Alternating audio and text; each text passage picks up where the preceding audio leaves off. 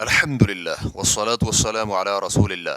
سعودی bank میں کام کرنے کی وجہ سے والدہ کو ملنے والی پینشن بچوں کے لیے حلال ہے۔ سوال کیا گیا ہے، ایک شخص کی اہلیہ اپنی والدہ کے ہمراہ مقیم ہے۔ اس کی والدہ ایکسچینج ڈپارٹمنٹ میں کام کرتی تھی اور اب اسے پینشن مل رہی ہے۔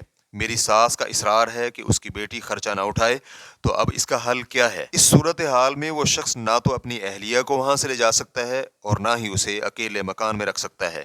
ان کی ایک شیر خوار بچی بھی ہے، تو اس صورتحال میں کیا کرے؟ الجواب بعون اللہ سبحانہ و تعالی۔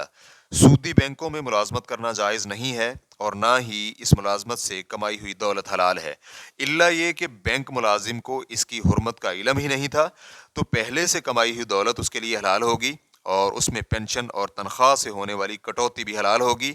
لیکن اگر اسے علم تھا تو پھر اس میں سے کچھ بھی حلال نہیں ہوگا۔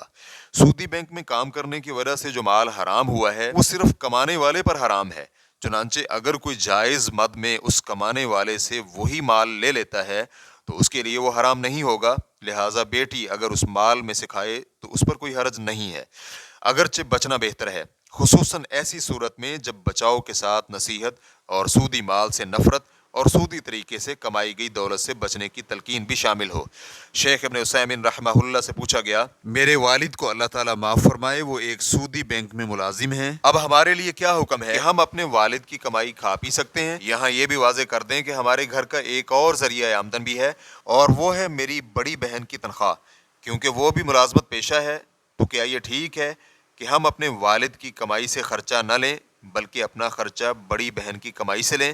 واضح رہے کہ ہمارا خاندان کافی بڑا ہے، یا یہ ہے کہ میری بہن پر ہمارے اخراجات لازم نہیں ہیں، اس لیے ہم صرف اپنے والد کی کمائی سے ہی لے سکتے ہیں؟ تو شیخ رحمہ اللہ کا جواب تھا، میرا موقف یہ ہے کہ آپ اپنا خرچہ اپنے والد سے ہی لیں، آپ کے لیے وہ حلال ہے اور آپ کے والد کے لیے حرام ہے، کیونکہ آپ اپنا خرچہ صحیح مد میں لے رہے ہیں، کیونکہ آپ کے والد کے پاس مال ہے، آپ کے پاس تو کچھ بھی نہیں ہے، اس لیے آپ اپنے والد سے خرچہ صحیح لے رہے ہو، اگرچہ اس کا گناہ، بوجھ اور وزر تمہارے والد پر ہوگا، لیکن اس گناہ کا تم سے کوئی تعلق نہیں ہے۔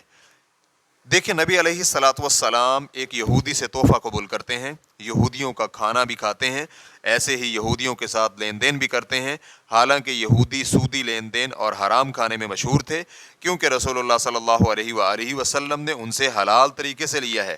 لہٰذا جب صحیح طریقے سے کوئی کسی چیز کا مالک بن جائے تو اس میں کوئی حرج نہیں ہے۔ سیدہ عائشہ رضی اللہ عنہا کی لونڈی بریرہ، انہیں صدقے میں گوشت دیا گیا، نبی علیہ الصلاۃ والسلام اسی وقت گھر آئے تو ہنڈیاں میں گوشت پکا ہوا پایا، آپ صلی اللہ علیہ وآلہ وسلم نے کھانا طلب کیا تو آپ کو کھانا پیش کیا گیا لیکن اس میں گوشت نہیں تھا، تو آپ صلی اللہ علیہ وآلہ وسلم نے فرمایا، کیا مجھے چولہے پر ہنڈیاں نظر نہیں آئی تھی؟ تو اہل خانہ نے کہا، کیوں نہیں یا رسول اللہ، لیکن اس ہنڈیا میں موجود گوشت بریرہ کو صدقے میں ملا تھا اور آپ صدقے کی چیز نہیں کھاتے، تو آپ صلی اللہ علیہ وآلہ وسلم نے فرمایا، وہ اس کے لیے صدقہ ہے اور بریرہ کی طرف سے ہمارے لیے ہدیہ ہے، تو آپ صلی اللہ علیہ وآلہ وسلم نے وہ گوشت تناول فرمایا۔